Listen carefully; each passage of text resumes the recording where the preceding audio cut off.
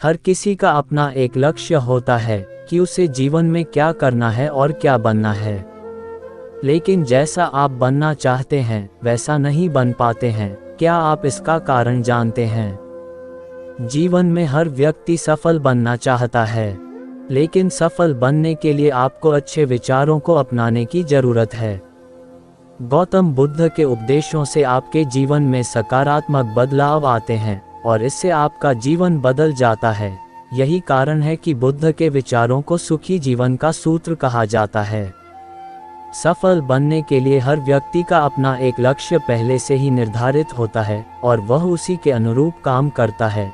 लेकिन कई बार ऐसा होता है कि आप जो बनना चाहते हैं वैसा नहीं बन पाते हैं। कुछ लोग इसे लेकर यह मान लेते हैं कि शायद उनकी किस्मत में ही यही लिखा होगा, तो वहीं कुछ लोग अपनी किस्मत को खराब कहने लगते हैं और कुछ लोग यह मानकर संतुष्ट हो जाते हैं कि शायद वह इसे डिजर्व ही नहीं करते थे।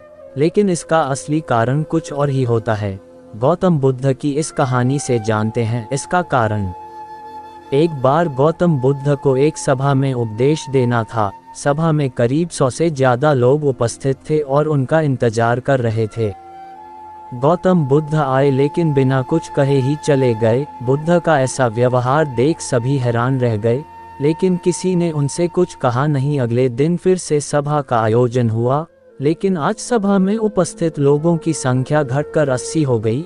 आज भी बुद्ध ने ऐसा ही किया। वे सभा में आए लेकिन बिना कुछ बोले चले गए। आज भी लोग हैरान हुए, लेकिन बुद्ध से किसी ने कुछ कहा नहीं। अगले दिन फिर से सभा का आयोजन हुआ और लोगों की संख्या घटकर 50 हो गई। बुद्ध फिर से सभा में आए और बिना कुछ बोले ही चले गए। आज भी बुद्ध से किसी ने कोई प्रश्न नहीं किया। अगले दिन फिर से सभा का आयोजन हुआ और इस बार लोगों की संख्या केवल 30 थी। आज भी बुद्ध बिना कुछ बोले मुस्कुराकर चले गए। आप कहानी को पढ़ते हुए इरिटेट हो गए होंगे और सोच रहे होंगे कि आखिर बुद्ध को कुछ बोलना नहीं तो बार बार सभा का आयोजन क्यों हो रहा है। ठीक इसी तरह सभा में मौजूद लोगों को भी गुस्सा आ रहा था, लेकिन इसका जवाब जानने के लिए आपको धैर्य रखना होगा। अगले दिन फिर से सभा का आयोजन और आज सभा में केवल 15 लोग ही उपस्थित रहे। लेकिन आज गौतम बुद्ध ने अपना स्थान ग्रहण कर लिया और उपदेश देने के लिए बैठ गए। बुद्ध ने जिन 15 लोगों को उपदेश दिए वे उनके भिक्षु बन गए और इन लोगों ने आगे चलकर बुद्ध के ज्ञान को अलग अलग दिशाओं में फैलाया। एक बार इन लोगों ने बुद्ध से प्रश्न किया कि सभा का आयोजन होने के बावजूद भी आप क्यों कई दिनों तक बिना बोले ही चले जाते थे। बुद्ध ने उत्तर दिया, मैं उन लोगों को खोज में था जो लायक हों। सभा के पहले दिन 100 से भी ज्यादा लोग थे, लेकिन उनमें से ज्यादातर लोगों को मेरे उपदेश से कुछ मतलब नहीं था। इसके बाद जो लोग अगले दिन आए उन्हें भी मेरे उपदेश से कोई मतलब नहीं था। वो तो केवल इसलिए आए थे क्योंकि वो देखना चाहते थे कि आखिर सभा में होता क्या है। लेकिन मुझे ऐसे लोगों की तलाश थी जो मेरे ज्ञान को जन जन तक पहुंचाए।